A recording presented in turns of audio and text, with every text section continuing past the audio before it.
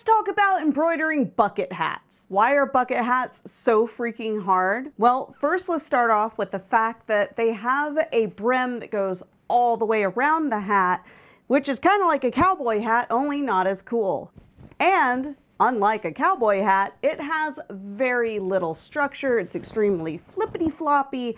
So you might think it's a good idea to put it inside a traditional hoop. You would be wrong. The reason that you're going to be wrong with that is because even though it looks like it may have no structure, it doesn't, and it may lay flat, it won't. So let's examine exactly why it's a bad idea to try to shove this thing into a regular hoop.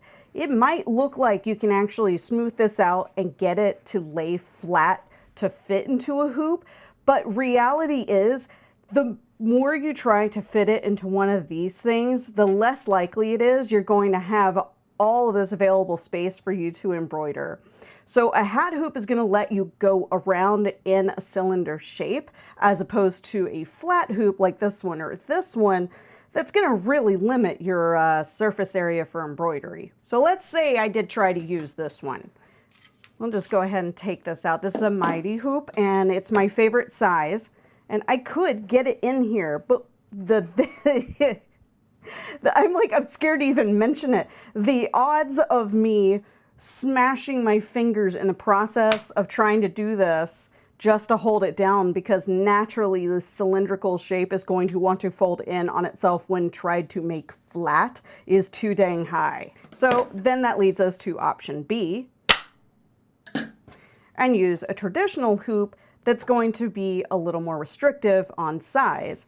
So if we go ahead and we put this back in its 3D form as God intended, you'll see that you can go all the way around, and voila, there's actually the Starlight Children's Foundation star on the back, their logo on the front. So if you can't use a traditional hoop, I advise that you just use the hat system that you have. Now I have a Hoop Tech Gen 2 for my Ricoma MT1501. The Ricomas do come with a hat hoop system. There's nothing wrong with them at all. I just prefer the faster hooping that I get with a Gen 2 over having the one that comes default with the machine. In any case, what you can do is follow my steps and it'll work for pretty much any hat system. So the big problem is, without the structure, what are you going to do with that particular hat hoop? Because putting it into the hoop is going to make you feel a little on the floppy side. There isn't a whole lot that's supporting the hat there, because you assume that it's either going to have a really stiff brim or a little bit of structuring in the area where you would be embroidering. That is technically the front panel of the hat. The trick for getting this floppy little thing to cooperate with a hat hoop system is to create a shim using the brim. Ooh, that was a rhyme. That sounds like it's time for a demonstration. I'm gonna take the hat, I'm gonna find where I want that front to be, and I'm gonna fold those side seams together. And some bucket hats, maybe you have this and maybe you don't. I'm going to find where that center is, because it's not as well defined on this one with its own seam. And I use a little bit of painter's tape to just mark that. I'm going to take one layer of a medium tearaway and put it into the hat hoop first. Just to get that in place.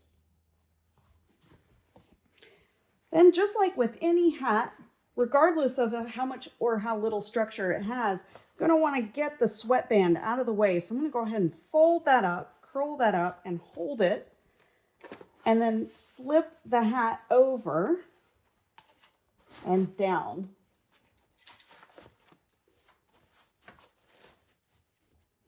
And this, I'm using the Gen 2 Hoop Tech.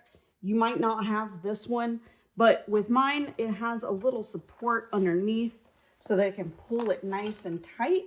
If you don't have that, that's fine. It's not required.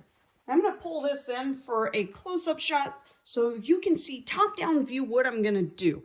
So you see the flippity flaps here for the bucket hat style. I'm going to roll that under on this side, and the same thing on the other side. And again, regardless of which hat hoop system you're using, this will apply. The thing is, that since this goes all the way around and there isn't more structure here in the cap head portion itself, then there's not enough for it to grip and have a nice tight fit without making special adjustments to your hoop system. So to avoid doing that, you just need to fold under the flaps and pull it nice and tight. Now, if you don't have something like what I'm using to kind of just pull it nice and tight here with the lever, the hoop tech system, that's okay as well. I just make sure that this is flush, and then I pull this over, and I'm gonna get it hooked in on the other side like that. Now, I haven't tightened it yet. So now I have enough grip on either side of this to hold it in place. Now I'm going to zoom in a little more here, and you can see how I have the seam line lined up here. I've got everything tight.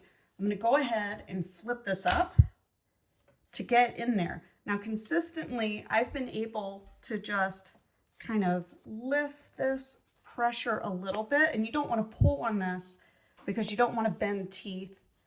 Again, your hoop system may differ. Most of them are going to have some kind of tooth system.